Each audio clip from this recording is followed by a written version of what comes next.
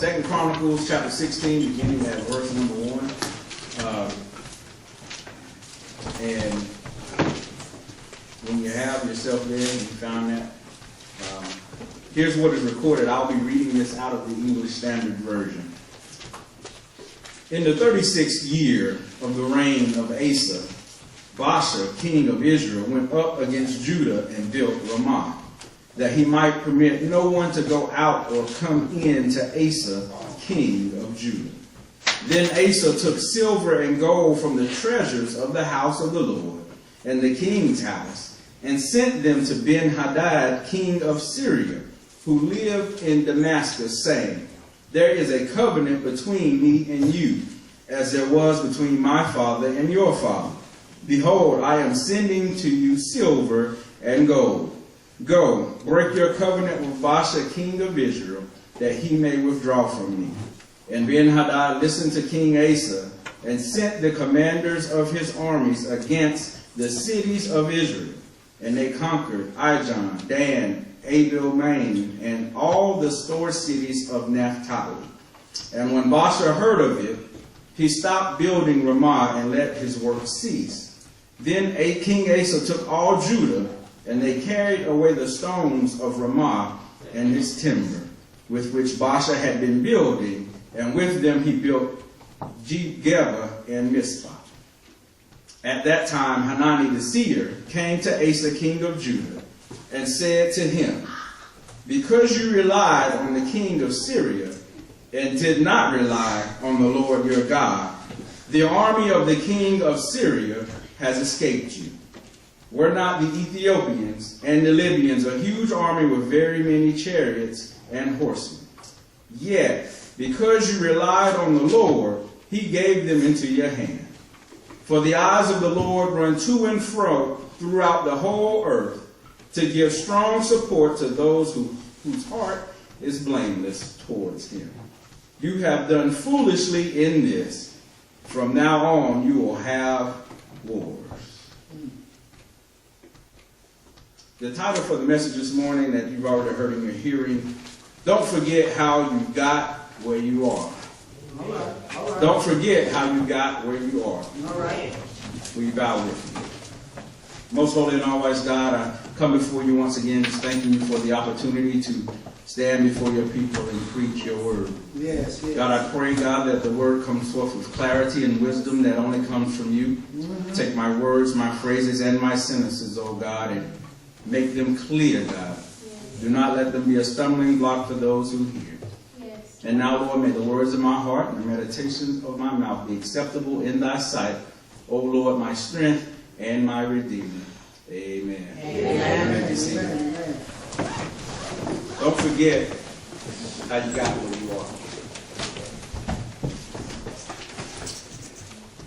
As we go through life, we oftentimes find ourselves helping folk out in their time of need. Sometimes people will come and they'll ask you for a kind word. Sometimes you may have to give of your time, of your money, or the resources to help an individual out. But I'm sure most of you will agree with me that it always stings just a little bit when you've helped somebody out, yet they forget where their help has come from. I'm sure y'all know what I'm talking about. When you've given of all that you have, when you've gone out of your way to do something for someone, and you were there for them, and in your being there for them, you help make it possible for them to achieve all that they have achieved, yet they don't remember where their help has come from. All right. Come on, that's a frustrating thing. That is something that we will get on Facebook and we'll talk about. We'll get on the phone and we'll say, brother, don't you know I helped such and so, and they act like they don't even remember how much trouble they were in, or they don't remember how much I helped them in their situation. All right. In our scripture this morning, we see sort of the same thing happen with King Asa. And to fully understand what's going on with King Asa, you got to understand where he started. Well, if you go back to David, y'all remember King David, right? King David came in and was a good king, and his heart was after God, right? He was a man after God's own heart. And so David, while he was king, the nation of Israel prospered and they had good times. Yeah, they had to fight a little bit, had to fight some wars, but under David, Israel prospered.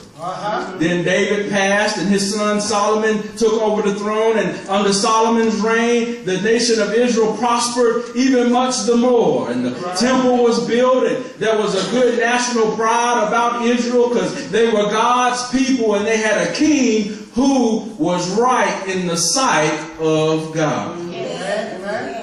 But then after Solomon died, there was a little dissension in the ranks, and some people thought that one person should be king, and another thought that someone else should be king, and there was infighting. And to make a long story short, what happened was that the nation of Israel split into two countries. All right. We had the tribe of Judah and the tribe of Benjamin, who broke apart from the rest of the nation in the south, and that southern kingdom became known as Judah, and the northern kingdom with the other 10 tribes were called Israel. All right. And so right here in our text, when we are reading the fact that King Asa here is the king of Judah. Okay. All right. And he's saying then that King Baasha, what King Baasha did was he was being a little messy, and what he decided to do was he was going to take over a city that would make it so that the trade in that area could not get to the southern kingdom of Judah. Right. He was blocking all access to their resources and all of that, so that no one could get there. And the food trade would be blocked, or goods and services would have difficulty getting to King Asa and the rest of the nation of Judah. And that was important because it would disrupt the economy of the country. All right. And so you have to understand then that Judah and Israel oftentimes would be at odds with one another. So much so that when Asa came into his kingship, when Asa first became the king of Judah, there was a war going on, and the Ethiopians and the Syrians came against Asa in 2 Chronicles chapter 14 with a vast army. And at that time, Asa saw his army, but he looked to God. He looked to God. He didn't rely on his own army. He knew he had an army, but he said, "Oh Lord God, if you can get me out of this, I surely will serve you all my days." And so although Asa had an army, he didn't rely on that. Let me say something to you this morning. Some of you have things that you are good at, that God has given you. And just like King Asa already had an army, you already have talent. You already have good looks. You already got a little bit of money. You already got some things going your way that God has given you. But the challenge is not to rely on them. And if I can talk about it just real for a second, what I mean is, when I was talking to you guys about being a manuscript preacher and how, I understand that I've got a certain level of intellect, and I understand that God has given me His Word, and I understand that I've got hands that work, and I've got a computer that I can use, and during my week, God helps me find time to study and put things together, and those things are good and they are useful. But I shouldn't rely on them. That's right. Because if I rely on them, then what you get on Sundays is just a good message that some man has sat down and prepared. But if I rely on God instead, then I know that God will take whatever it is He's given me the faculties to prepare, and it be a word from Him. So the question is, who are you relying on this morning? And so we see Asa then. At the beginning of his reign, he relied on God, and the huge army made up of Ethiopians and Syrians, although they outnumbered his army, because he relied on God, God gave him the victory. All right, all right. Yeah. God gave him the victory. And some of you have things in your own life. For example, if whatever the case may be, God has given you the ability to do certain things. But don't rely on you. You might have a mighty voice. It might sound so good when you sing. But don't rely on your voice. Rely on the God that gave you your voice. Yeah, you might have an income that allows you to give a certain amount of money, and that's good, but don't rely on that for anything. Rely on the God that has given you the opportunities to have what you have. You got to remember how you got where you are.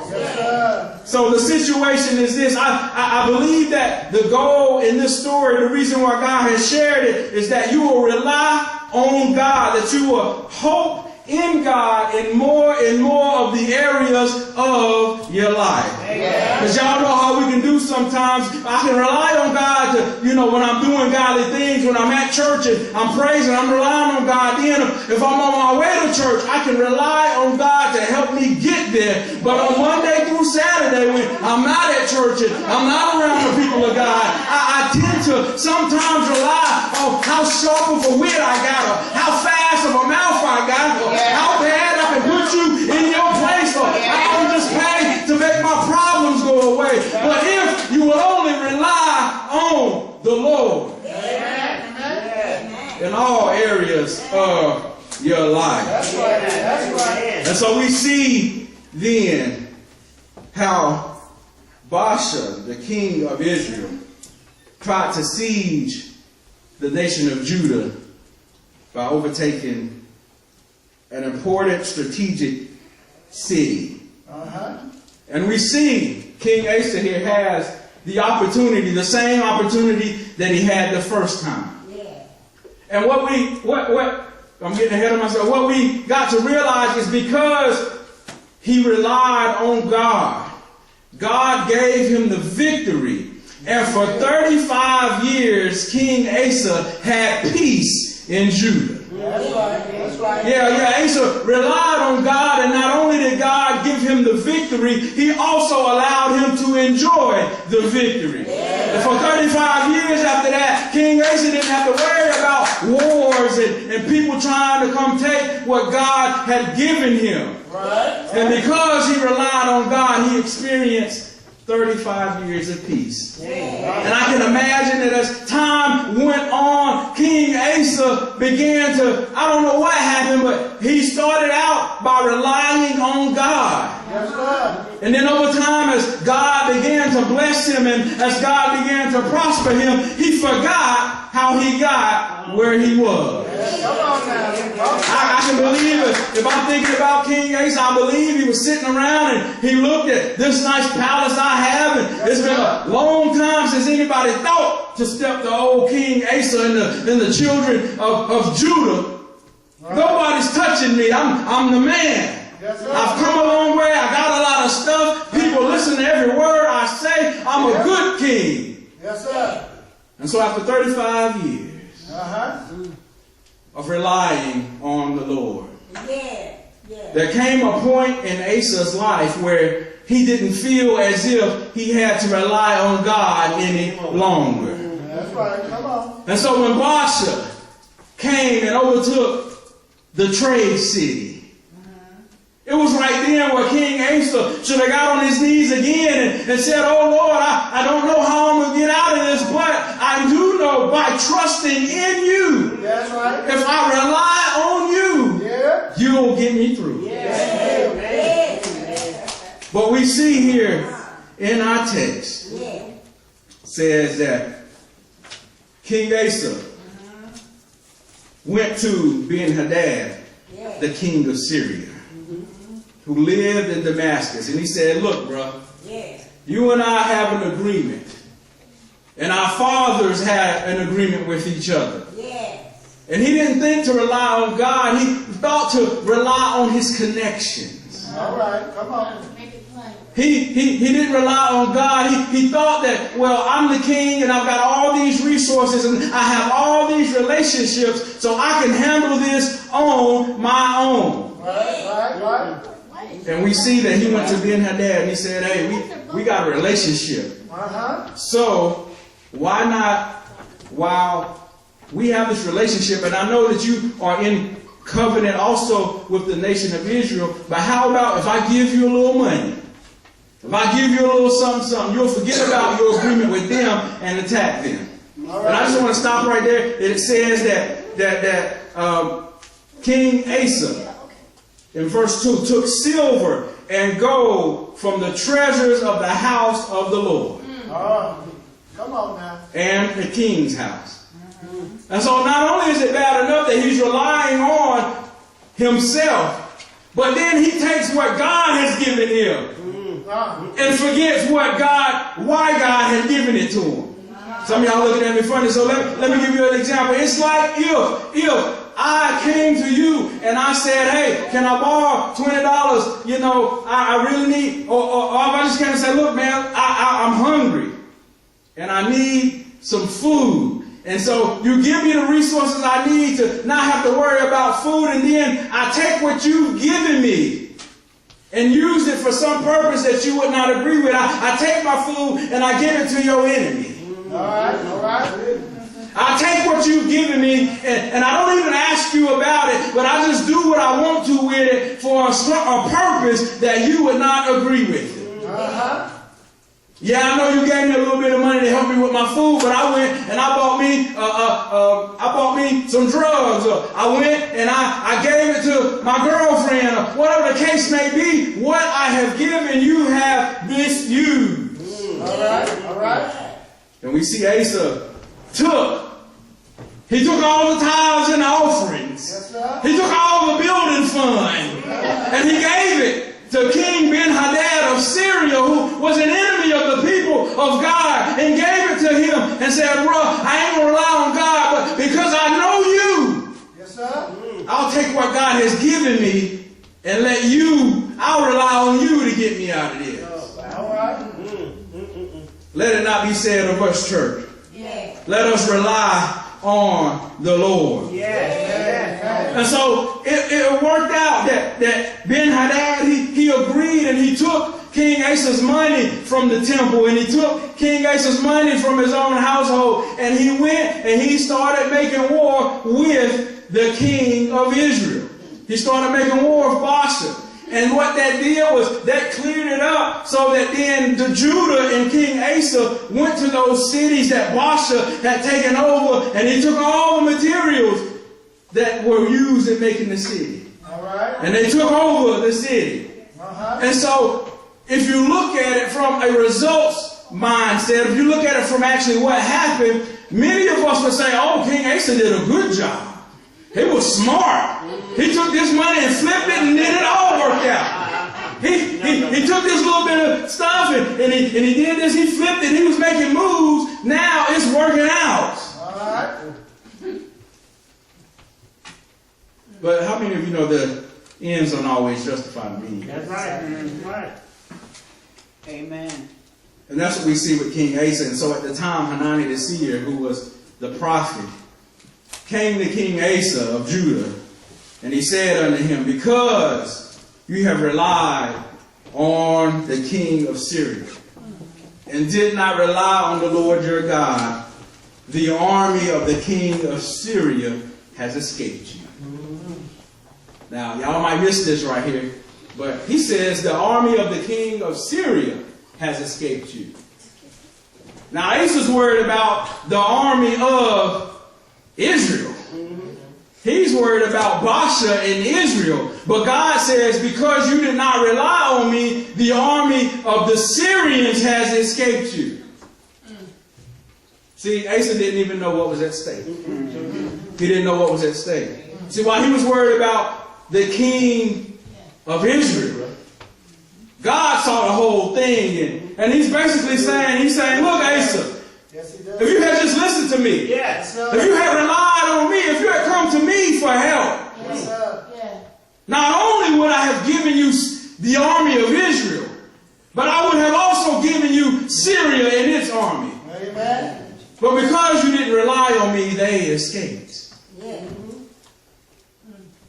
And then he reminds him, through the prophet, he reminds him, he says, were not the Ethiopians and the Libyans a huge army with very many chariots and horsemen? Yet because you relied on the Lord, he gave them into your hand.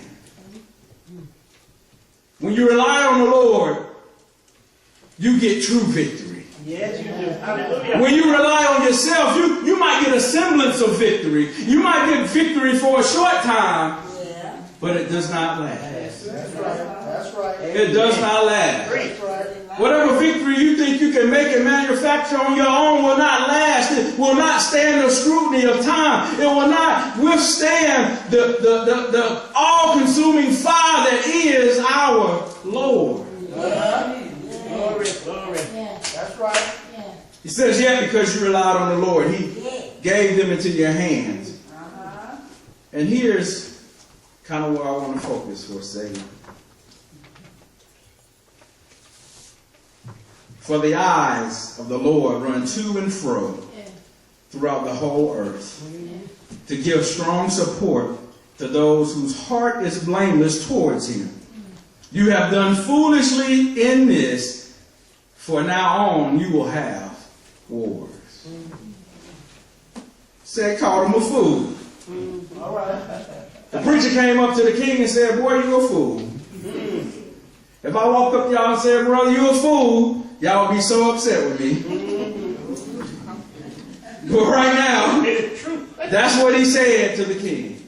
You have done foolishly in this. And the question is then, why would this be counted foolish? Well, as I mentioned before, the first reason that this was foolish is God has already proved himself in the past. God had already proved himself to Asa in the past. Asa had already, all he had to do was think about what happened when he first became king, when he had to fight the Ethiopians and the Syrians, and remember how God had stood up for him. God had already proved that if you stand by me, you will experience victory. Amen, amen, amen. Yeah, when you trust God, great things happen for your good. Yeah, that's right. Great things happen. And he reminds them, he says, were not the Ethiopians and were not the Syrians a mighty army? Yet because you trusted in me, I gave you victory. And all Asa had to do was remember how he had cried out to the Lord. Oh, when you think, and then when you're in that moment, God has really helped you out. Oh, you get ugly thanking the Lord. Oh, God, I just thank you. Get me out of this. I'll never do it again. Lord, I'm on my hands and my knees. Lord, thank you for what you've done. Thank you for the victory. And we get up and we shout and we run and we shout and we run. That's what Asa did. That's right. Oh, God, you're the man. Yes, sir. Can't nobody ever prevail on you. God, you're so good. You got me out of this mess. Thank you, oh Lord. That's right. But this time, Asa didn't do that. He had forgotten. And many of us are the same way. We think about all we've been through and we forget what the Lord has brought us out of. We forget how God healed us when we were sick. We forget how God provided when we didn't have any provisions. We forgot how God was with us when we felt like we were all alone in the world. Come on. Jesus. And because we've improved a little bit, we've gone some places. We forget God and we rely on what we have. All right. Asa had an army. And he relied on that. He had connections. He relied on that. And so the first reason why it's foolish then to forget how you got where you are is that God has already proven himself. I don't have to point that out to you. If you've had any experience with God, God has always shown himself faithful. Yes. Now, if you don't have any experience with God, you might not be able to say that. But if you have had any kind of encounter with my Lord and my Savior, Jesus Christ, then He has more than proved Himself on your behalf. So it's foolish then to rely on someone other than God, for the simple fact He has already proven Himself. The second reason is this, and it's found in verse 9, where it says, the eyes of the Lord run to and fro throughout the whole earth to show His might in behalf of those whose heart is blameless towards Him. The second reason why it is foolish is that God is eager to help those who trust Him. Yeah. Look at what the word says right here. It says, the eyes of the Lord run to and fro throughout the whole earth. Now y'all know when we usually think about eyes running to and fro, we're thinking about, we're looking around for help. We're in panic mode, but that's not what it's talking about when it's talking about God. God is eagerly looking for those that He can help. God's eyes roam the whole earth from one end to the other. He's looking, He's eager to find those that He can help, to show His might on behalf of those whose heart is blameless. And so what that shows me about God is, not only is God eager to help you when you rely on Him, He's looking for people who are relying on them so that He can provide help. And not just any help. It says, let me look at the version right here, because I use ESV. But I think in the King James Version it says strong help. Not just a little bit of help. Not just help like I might help. I can't do all things well. So if you ask me to help you, change your oil, I'm okay with that. It won't be strong help. It'll be pretty good help. If you ask me to help you set your broken bone, I can help you, but it won't be strong help. It'll be a little bit of help, but it won't be strong help. But what God is saying, He is able to give strong help. Not just Band-Aid solutions. God got more than Band-Aid. He got more than duct tape. God's got strong help. For whatever your situation is, His help is strong. Not only is it strong help, it's eager and strong help. And He's looking then to show His might on behalf of those whose heart is blameless. Yeah, that's right, Lord Jesus. That word blameless there doesn't mean sinless. That means sinless. Don't mean that God is only looking for those of us who don't sin. That's right. Because we all have sinned and fall short of the glory of God. What it means is that those who have their whole heart fully committed to Him. I might stumble a little bit, I might slip a little bit, but my whole heart, my whole intent is to do the will of God.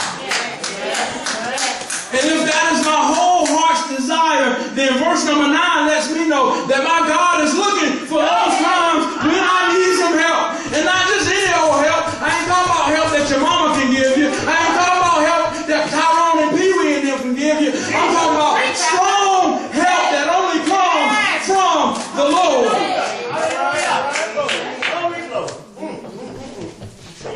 God is strong. Don't listen to people when they talk about how weak God is. Or when they say stuff, this is something young people say. I don't know what y'all older folks say, but young people say stuff like, if you scared, go to church. What? I go to church because I ain't scared. I serve a strong God. A God that's willing and waiting and able for, and He's looking for me eagerly. Waiting on me to say, God, I need your help. And when I say, God, I need your help, He comes through every time. According to His will. He wants you to see that He's eager. He wants you to see that He's strong. He wants you to know and understand that, you tried Him before. You relied on Him the first time. And it worked out. And because you relied on Him, He made it so you prospered. You can be like King Asa and enjoy peace. And you've had a cycle of peace. But regardless of how God has prospered you, don't forget how you got where you are. And don't say, God is, I asked God the first time and He helped me out so much. Now I can handle it on my own. That's foolish, God said. He said, I ain't calling you a fool. God said, that's foolish. He says it's foolish. And He says, because it's foolish, and He spoke directly to Asa through the prophet, and He said, from now on, you will have wars. Why will He have wars? Well, the practical, if you look at the nuts and bolts of it, well, if he had relied on God, God would have shown him how to deal with Baasha and with Syria. That's right. That's right. But when he depended and relied on his own relationship, he gave away some of his influence. See, now he couldn't say nothing to Syria. Because Syria, the king of Syria, Ben-Hadad, could just say, hey, boy, don't you talk no junk to me. Remember, if it wasn't for me, you'd be over there rotting. You'd be over there. Baasha had you dead to rights. And if it wasn't for me, y'all be struggling over there. And so he gave away his influence. That's right. And very much the same way then, when we rely on ourselves, we give away that strong power we have by relying on God. Say, my father owns a cattle on 1,000 hills. He's got all power in his hands. Yes, he does. And so when I choose to rely on me, I'm relying on somebody that's finite. I ain't got a whole lot of nothing. That's right. Come on. Yeah. But I serve a God that's got a whole lot of everything. And so when I rely on me, I'm relying on somebody that don't got much at all. But when I got the God who created all things, on whom I can rely, on whom He wants me to rely. Yeah. What kind of sense does that make? In the earthly terms, in the worldly terms, if I had a father who had everything to give me, how foolish would I be to not rely on that and rely on somebody out here that ain't got not even a pinch of what my father had? That's foolish. And if we did that in the world, people wouldn't have no problem calling you foolish. Then why do we do it as the people of God? That's right. That's right. Why do we rely on things other than the Lord? It's a sad state of things. And so because if we know that, and I feel God telling me to sit down. Amen. Amen. If we know that, then why don't we do better? That's good, Pastor. I know God has given you a lot. God has given some of us certain amounts of education. He's given some of us certain amount of years on this earth. Yes. Sometimes, because we rely on that too sometimes. I've been here a long time. Can't nobody tell me this, that, the third. Boy, when you was born, I was already 30.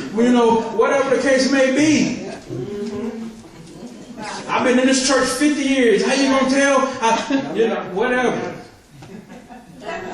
We rely on lots of things. Rely on how long we've been somewhere. We rely on what we feel like our strengths are. We rely on our routines. I rely on my manuscript that I'm missing so much right here. But do we rely on the Lord? Yes. Amen. That's right. That's good. Do you rely on God? Thank you, Jesus. That's a challenge for today. Because if you know the Lord and to not rely on Him, that's foolish. That's foolish. And so at this time, I want to open up the altar. And I will say that the song that I have Brother Demetrius playing was meant for my other sermon, but it still applies. God wants you to rely on Him with your whole life, with your whole heart. He wants all of you today. Yeah. Not just bits and pieces, not just a little bit. Not just in the areas where you feel like you're weak. In those strong areas, you say, hey, God, I got it. No. He wants you to rely on Him completely.